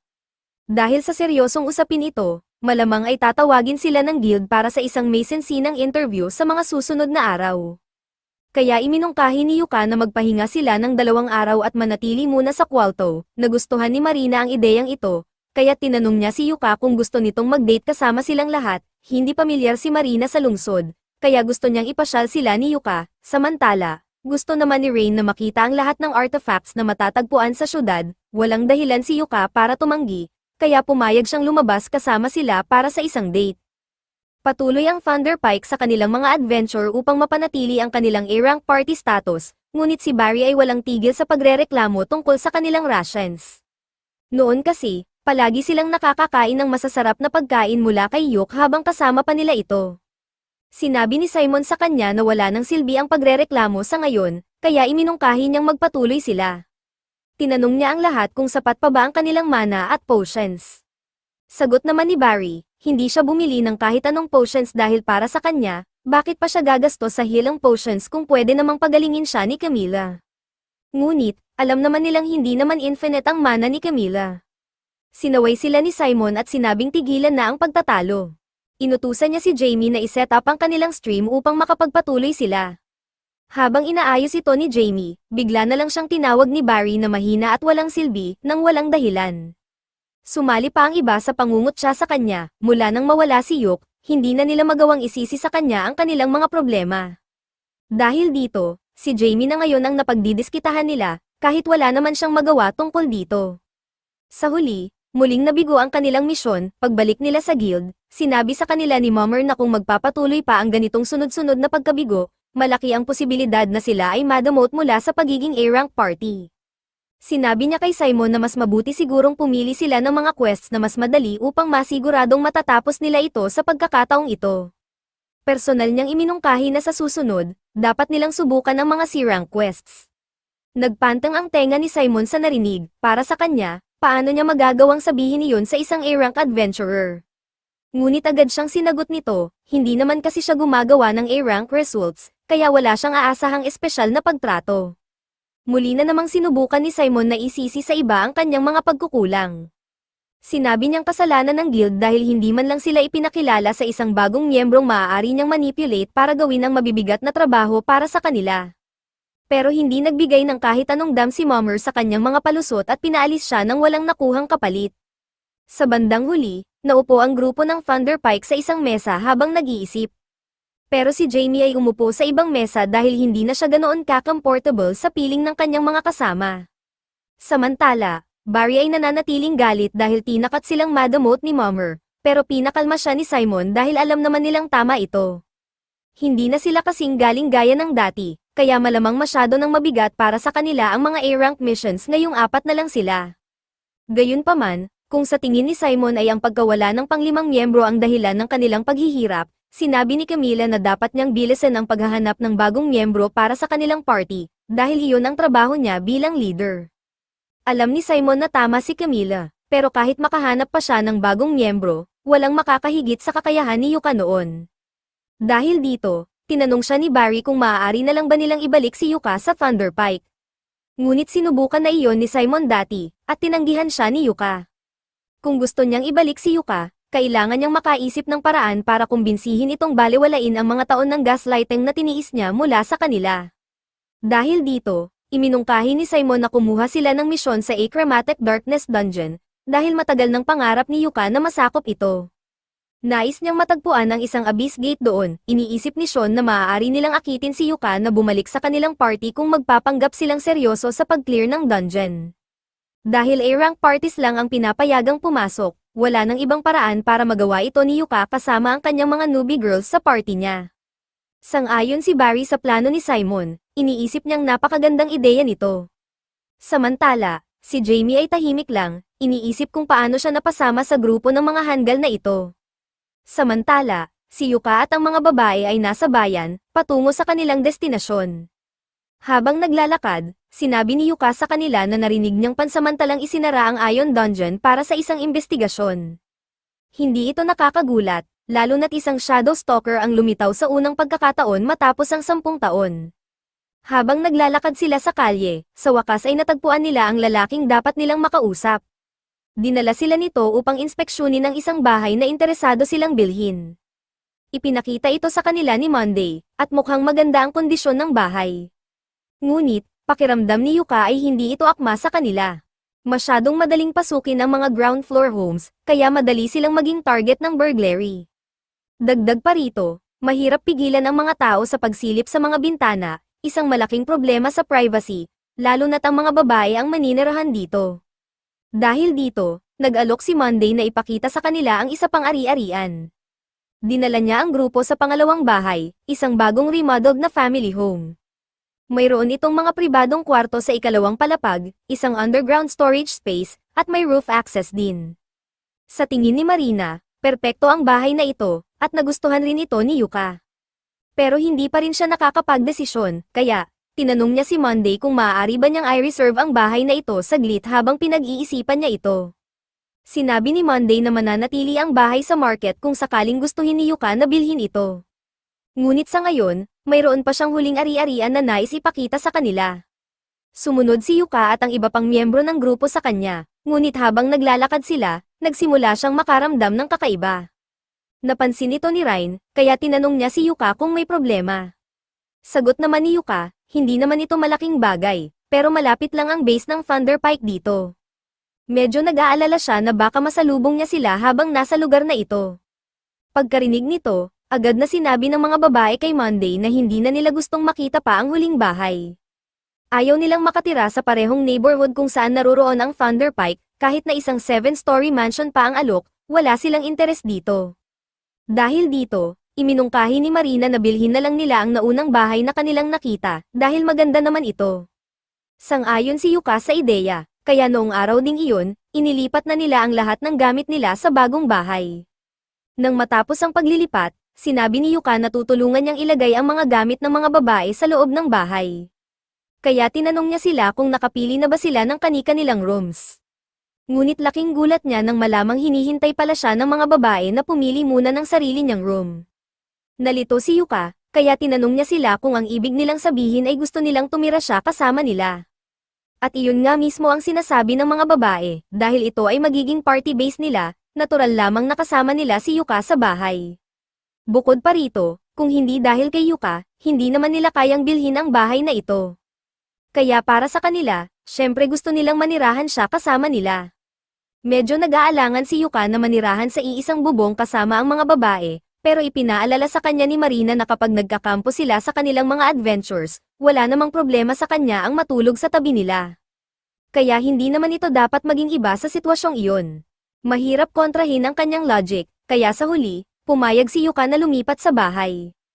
Pero, nagtakda siya ng ilang ground rules. Sinabi niya sa mga babae na tandaan nilang isa siyang lalaki, kaya dapat nilang gamitin ang door locks kapag magpapalit ng damit o gagawa ng anumang bagay na nangangailangan ng privacy.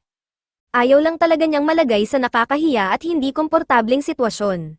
Hanggat nirerespeto nilang lahat ang privacy ng isa't isa, hindi dapat magkaroon ng anumang problema. Nang matapos ang pag-uusap, naupo silang lahat sa hapagkainan upang sabay na kumain. Itinaas nila ang kanilang baso bilang toast sa kanilang hinaharap bilang Clover. Habang kumakain, napansin ni Yuka na tila balisa si Ryan, kaya tiningnan niya ang TV. Sa kanyang gulat, isang news report ang nagpapakita ng isang party na naglalakbay patungo sa Achromatic Darkness Dungeon. Ipinahayag ng announcer na nakatanggap ng pahintulot ang Thunder Pike mula sa guild upang magsagawa ng isang investigation sa loob ng Achromatic Dungeon. Bukod pa rito, tila nakipag-alyansa sila sa isa pang party, at ang kanilang layunin ay maabot ang Abyss Gate.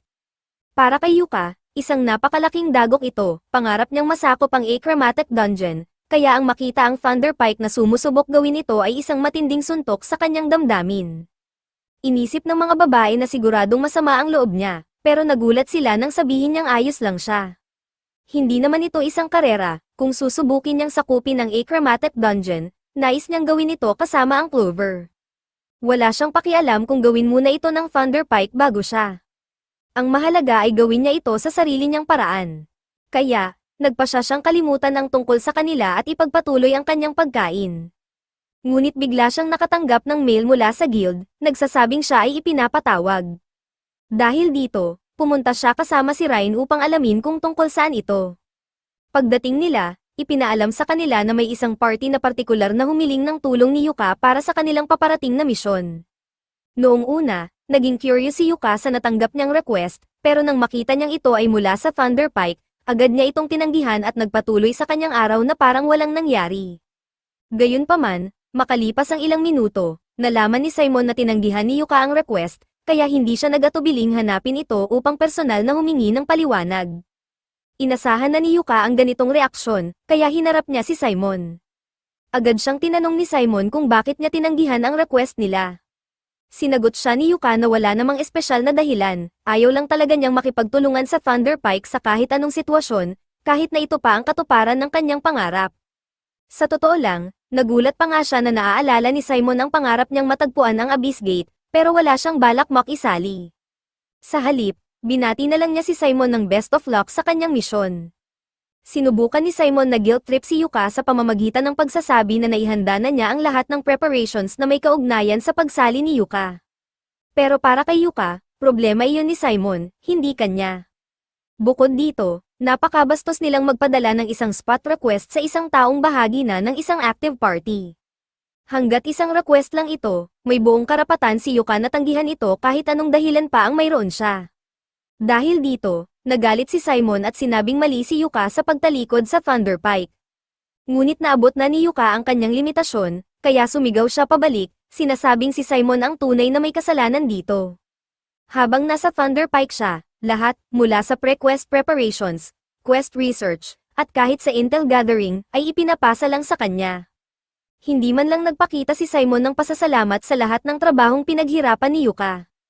Ang tanging ginawa ni Simon ay gamitin siya, para kay Yuka, wala na silang koneksyon bilang magkaibigan. Nanlumo si Simon at tinanong si Yuka kung ano na ang dapat niyang gawin ngayon. Kapag nabigo muli ang Thunder Pike sa isa pang quest, siguradong madedemote sila. Pero hindi na problema iyon ni Yuka, kaya, hinawakan niya ang kamay ni Ryan at umalis nang walang pakialam sa kanya. 2 linggo ang lumipas, nakipagkita si Yuka sa Guildmaster upang ibahagi ang isang masamang balita. Mukhang nagkakaroon talaga ng dungeon overflow, dahil bukod sa nangyari sa Yok Ace Party sa Iron Dungeon, may ilang insidente rin na naganap sa iba't ibang panig ng bansa. Dahil sa mga pangyayaring ito, hindi may kakaila ng Royal Academy ang posibilidad ng isang dungeon stampede. Marahil ito rin ang dahilan kung bakit pinayagan ng guild ang Thunder Pike na magsagawa ng investigation sa loob ng Achromatic Darkness Dungeon. Dahil dito, nais ni Benwood na i-nominate si Yuka at ang natitirang miyembro ng Clover para sa isang investigation quest sa loob ng Achromatic Darkness Dungeon. Agad namang tumanggi si Yuka, sinasabing hindi niya matatanggap ang quest dahil walang paraan para magawa ito ng isang C-rank party tulad ng Clover. Bukod pa rito, kahit hindi mapagkakatiwalaan ang Thunder Pike, may iba pang A-rank parties na kasali sa investigasyon sa Achromatic Dungeon. Ngunit ipinaliwanag ni Benwood na sumuko na ang iba pang mga parties dahil sa panloloko ng Thunder Pike. Umatras na sila mula sa misyon, sa katunayan, Tila hindi naman talaga balak ng Thunder Pike na gawin ang mission, wala pa silang kahit anong formal application para rito. Kaya inilabas ni Ben ang isang logbook at ipinakita ito kay Yuka. Ngunit alam na ni Yuka kung ano ito ang conquest log ng huling mission sa Achromatic Dungeon, at dito nakasaad ang ebidensya na mayroong Abyss Gate. Ito mismo ang dahilan kung bakit nais ni Benwood na si Yuka ang magsagawa ng investigasyon, dahil alam niyang passionate si Yuka tungkol sa Abyss Gate. Kung si Yuka ang gagawa ng ulat, tiyak na ito ay mapagkakatiwalaan. Hindi naman hinihiling ni Benwood na sakupin ni Yuka ang buong dungeon, gusto lang niyang pasukin ito at magsagawa ng investigation. Ngunit para magawa iyon, kailangan nilang labanan ang mga halimaw sa loob, at sa tingin ni Yuka, masyado itong mapanganib. Naiintindihan ni Benwood ang kanyang mga alalahanin, kaya nag-alok siya ng isang bagay na makakatulong kay Yuka sa quest, isang scroll of exit. Gamit ang scroll na ito, maaaring umalis si Yuka mula sa dungeon anumang oras, kaya't hinimok siya ni Benwood na muling pag-isipan ang alok. Biglang dumating si Mummer at iniabot kay Yuka ang formal na request form para sa misyon. Ayon dito, siya ay sasama sa isang party na tinatawag na King of Wellmelia, at pansamantalang bibigyan sila ng Provincial A-rank status habang isinasagawa ang misyon. Mukhang mas malaki ang deal na ito kaysa sa inaakala niya, kaya sinabi ni Yuka na kailangan muna niyang talakayin ito sa kanyang party bago gumawa ng desisyon. Pag-uwi sa kanilang party base, ibinahagi ni Yuka sa mga babae ang tungkol sa natanggap niyang request. Ngunit sinabi rin niya na iniisip niyang tanggihan ito. Nagulat ang mga babae sa kanyang sagot, bakit niya tatanggihan ang isang napakalaking oportunidad. Naiintindihan naman ni Yuka na magiging malaking boost ito para sa kanilang party, ngunit pakiramdam niya ay hindi pa sila handa para rito. Marami pa silang experience at paghahandang kulang bago sumabak sa ganitong misyon. Gayunpaman, sinabi ni Silk na bagaman hindi nila kayang madaliin ang kanilang experience, maaari pa rin nilang gawin ang kinakailangang paghahanda bago magsimula ang misyon. Tinanong ni Ryan si Yuka kung natatakot siya sa isang bagay. Hindi ito naisip ni Yuka noon, ngunit napagtanto niyang totoo, natatakot siya. Nag-aalala siya na baka mawalan siya ng isa sa mga babae kung susubukan nilang harapin ang isang dangerous mission tulad nito. At iyon ang bagay na hinding-hindi niya gugustuhing mangyari. Pakiramdam din ng mga babae ay pareho lang sila kay Yuka, ayaw rin nilang mawala siya. Kaya nangako sila na gagawin nila ang lahat upang matiyak na makakabalik sila ng ligtas mula sa misyon. Sinabi nila kay Yuka na maaari niya silang pagkatiwalaan sa laban, kaya nilang alagaan ang kanilang sarili. Napagtanto ni Yuka na masyado siyang naging overly cautious, kaya humingi siya ng paumanhin sa kanila dahil hindi siya lubusang naniwala sa kanilang kakayahan. Sa huli, napagkasunduan nilang harapin ang Achromatic Dungeon ng magkasama. Makalipas ang ilang oras, bumalik ang grupo sa guild upang ipaalam kay Benwood na tinatanggap na nila ang quest. Ngunit pagkatapos nilang pag-usapan ito, napagpasyahan nilang baka kailangan nila ng isang karagdagang miyembro. Dahil dito, tinanong nila si Benwood kung maaari ba silang ipakilala sa isang scout na maaaring sumali sa kanila. Inasahan na ni Mummer ang ganitong hiling, kaya inihanda na niya ang isang potensyal na bagong miyembro. Ipinakilala niya si Nen, anak ng isa sa kanyang mga kaibigan. Ngunit matapos gumawa ng napakaraming pranks, siya ay naban mula sa kanyang homeland, kaya't si Mummer mismo ang kumupkop sa kanya at tinulungan siyang baguhin ang kanyang buhay. Ipinakilala ni Nen ang kanyang sarili bilang isang dating thief, ngunit ngayon ay isang C-rank ninja. Ipinangako niya na magiging useful siya sa team, kaya't hiniling niya na tanggapin siya bilang kanilang scout. Dahil handa na ang buong grupo, pinangunahan ni Benwood at Mamal sila pababa sa basement ng guild, kung saan nakatago ang pasukan ng Achromatic Dungeon. Laking gulat ni Silk dahil hindi niya inasahan na nasa ilalim mismo ng guild ang pasukan ng dungeon. Ipinaliwanag ni Mamal na sadyang itinayo ang Adventurers Guild sa ibabaw ng Achromatic Dungeon bilang isang panseguridad na hakbang upang selyuhan ang pasukan nito. Ngunit bago pumasok sina Yuka at ang iba pa, may isang mahalagang bagay na gustong ipaalam ni Benwood. Ang isa pang A-rank party na orihinal na kasama sa investigasyon ay umatras sa huling sandali, kaya't ang Thunder Pike lamang ang nasa loob ng dungeon sa ngayon. Alam ni Benwood kung ano ang nararamdaman ni Yuka tungkol sa Thunder Pike, kaya nagbigay siya ng babala dahil maaaring makasalubong nila ito. Sa kabilang banda, kasalukuyang iniimbestigahan ng guild ang Thunder Pike dahil sa mga paratang ng pandaraya. May kumakalat na balita na inaaksaya ni Simon ang pondo na nakalaan para sa kanilang misyon. Sa kabila ng lahat, hiling lamang ni Benwood na panatilihin ni Yuka at ng kanyang grupo ang pagiging mahinahon kung sakaling magtagpo sila ng Thunder Pike. Ayaw ng guild na magkaroon ng kaguluhan sa pagitan ng mga adventurer habang nasa loob ng dungeon. Pagkatapos nito, binuksan na ang gate ng dungeon, at nagsimula ng maghanda ang grupo para sa kanilang imbestigasyon. Bago sila tuluyang pumasok, pinaalalahanan sila ni Benwin na ang misyon nila ay simpleng pagmamasid lamang, kaya hindi nila kailangang mag-abala sa pagpuksa ng mga halimaw o pag-clear ng dungeon. Sumang-ayon sina Yuka at ang iba pa, at sinimulan nila ang kanilang livestream upang makipag-ugnayan sa kanilang mga manonood. Binati ni Yuka ang lahat at ipinaalam na ngayon ay papasok ang Clover sa Achromatic Dungeon sa kauna-unahang pagkakataon, at ay livestream nila ang bawat segundo nito. Bilang scout ng grupo, binigyan ni Yuka si Main ng isang lantern at compass artifact upang gabayan sila, na lubos na nagpapadali sa kanyang trabaho. Ipinaalam ni Main na wala siyang nakikitang mga halimaw sa paligid at ang wind compass ay nagpapahiwatig ng direksyon, kaya isinuot niya ang kanyang invisibility cloak at mabilis na tumakbo upang sumilip sa unahan. Habang wala si Main, tinanong ni Silk si Yuka kung ano ang pakiramdam niya ngayong sa wakas ay may explore na nila ang Achromatic Dungeon. Sa totoo lang, hindi siya kasing excited gaya ng inakala niya, ngunit nagsisimula pa lang naman ang misyon kaya tiyak ni Marina na magiging mas kapana-panabik ito kalaunan. Si Silk naman ay tuwang-tuwa na makapasok sa dungeon. Nagsimula siyang maging adventurer para lamang sa pera, pero nang marinig niya ang pangarap ni Yuka, naengganyo siya sa ideya ng pag-a-adventure para tuparin ang isang pangarap. Makalipas ang ilang sandali, bumalik si Main at sinabi niyang nakumpirma na niya ang rutang dapat nilang tahakin. Ngunit, tila kakaiba ang lugar na ito, ang rutang tinutukoy niya ay isang pinto na lumulutang sa gitna ng kagubatan. Kaya, naglakad sina Yuka at ang iba pa at tuluyang lumalim sa dungeon. Habang naglalakad, nabanggit ni Yuka na narinig niya na pumasok ang Thunder Pike sa dungeon 2 linggo na ang nakalipas at kasalukuyang nasa ikawalong palapag na ang mga ito, kaya maliit lang ang posibilidad na magkita sila. Pinaalalahanan ni Yuka ang mga kasama niyang babae na ang pangunahing layunin nila ay alamin kung may kakaibang nangyayari sa loob ng dungeon, at hindi upang i-clear ito, kaya't mas mabuting iwasan ang anumang labanan kung maaari. Gayunpaman, hindi nagtagal at hinaranggan ang kanilang daan ng isang kakaibang isdang halimaw. Wala silang ibang daan na pwedeng daanan, kaya mukhang mapipilitan silang lumaban. Hindi pa kailanman nakakita si Yuka ng ganitong klaseng nilalang, kaya't hindi siya nag-aksaya ng oras at agad nagplano ng estratehiya para sa pag-atake. Sinabihan niya si Rain na ihanda ang kanyang compact fire spell at inutusan si Silk na magpaulan ng mga palaso sa ulo ng halimaw. Para naman kay Marina, gusto niyang gamitin ito ang isang bagay na hindi pangkaraniwan. Karaniwan siyang gumagamit ng espada, pero nais ni Yuka na matapos agad ang laban, kaya't ang crossbow ang pinakaangkop na gamitin. Medyo nadismaya si Marina dahil gusto sana niyang gamitin ang bagong espada niya matapos makuha ang kanyang bagong samurai job, pero okay na rin sa kanya ang paggamit ng crossbow. Nang malinaw na sa lahat ang plano, sinimulan ni Yuka ang kanyang pag-atake at nag-cast ng prismatic missile spell. Habang sumugod ang halimaw, pinaputok ni Yuka ang kanyang spell at sinundan ito ng isang crossbow bolt mula kay Marina, na nagresulta sa pagbutas ng dibdib ng halimaw.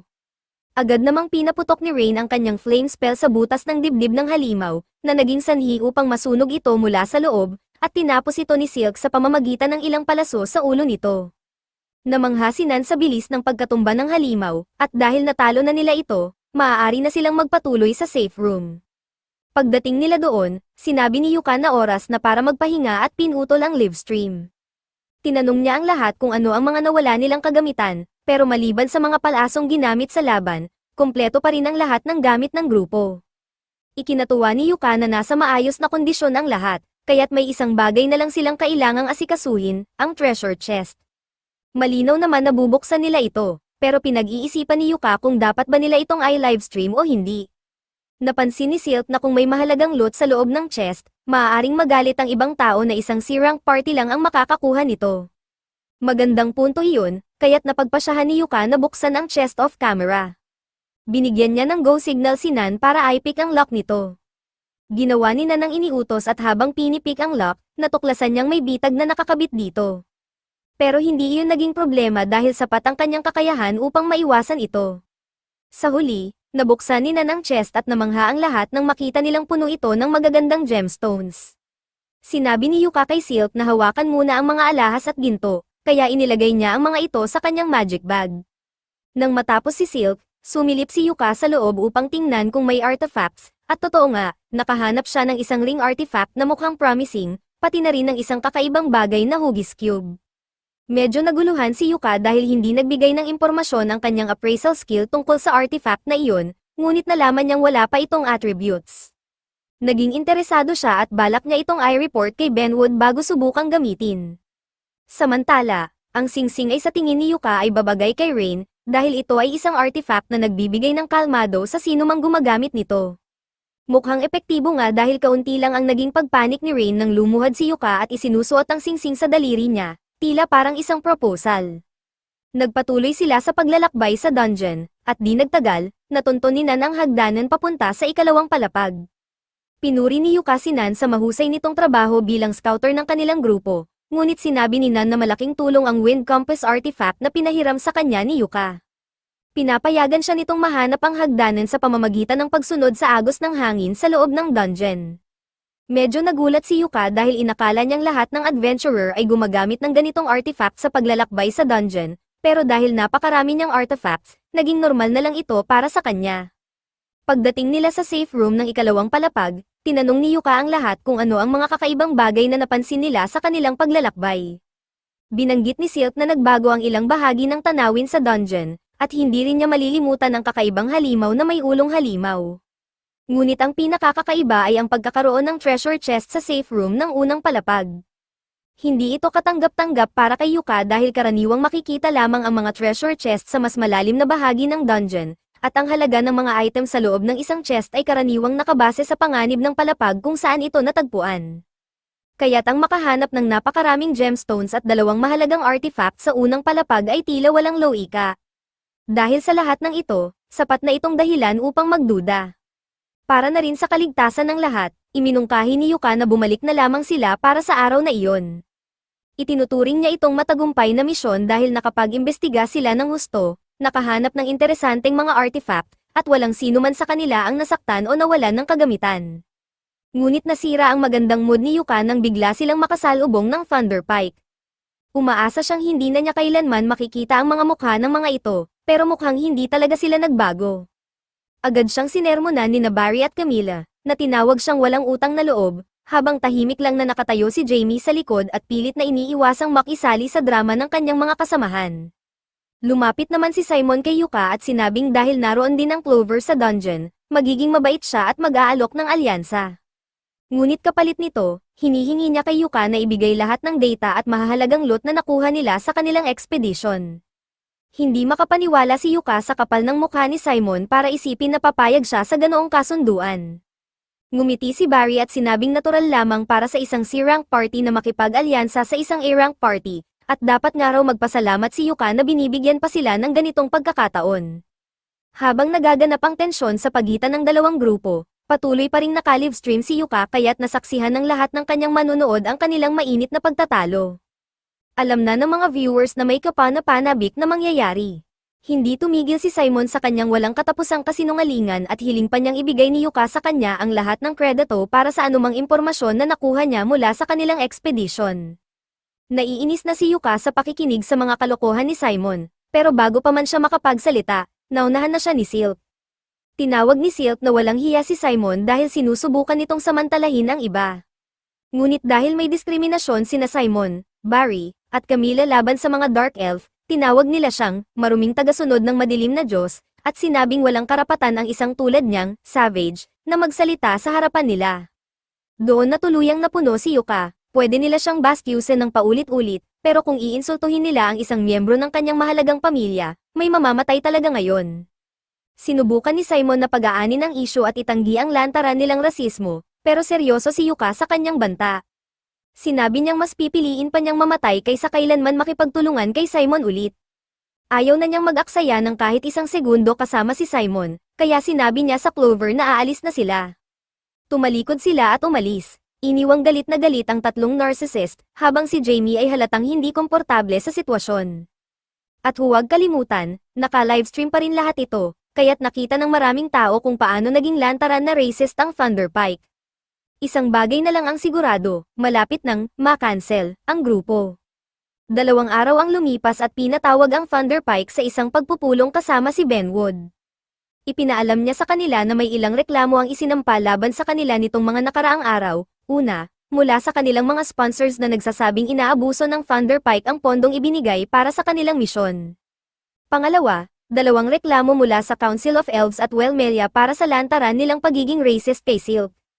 At pangatlo, mula sa mismong headquarters ng Adventurers Guild. Tinanong ni Benwood si Simon kung may gusto itong sabihin para ipagtanggol ang sarili, pero tila kulang sa common sense si Simon mula pagkasilang. Ipinahayag niyang wala siyang ginawang mali, sa katunayan, sa tingin niya ay kasalanan pa ng Clover dahil pinayagan nilang magsalita sa kanya ang maruming savage elf. Ngunit bago pa niya matapos ang pangungusap, tinamaan na siya ng isang malakas na suntok sa mukha, isang nararapat na parusa para sa kanya. Galit na galit si Benwood sa kawalan ng pagsisisi ni Simon, pero hindi maintindihan ni Simon kung bakit ginagawa ni Benwood na malaking issue ang isang savage elf lang. Sa puntong iyon, naghagi si Benwood ng isang daga na muntik nang tumama sa mukha ni Simon para patahimikin siya.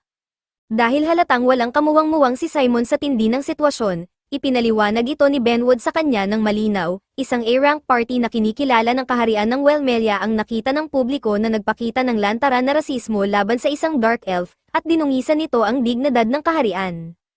Inisip ni Simon na nag-overreact si Benwood sa isang simpleng alitan sa pagitan ng mga adventurer, pero sinunggaban siya ni Benwood sa leeg at sinabing ang maliit niyang alitan ay maaaring makasira sa ugnayan ng kaharian at ng mga elf.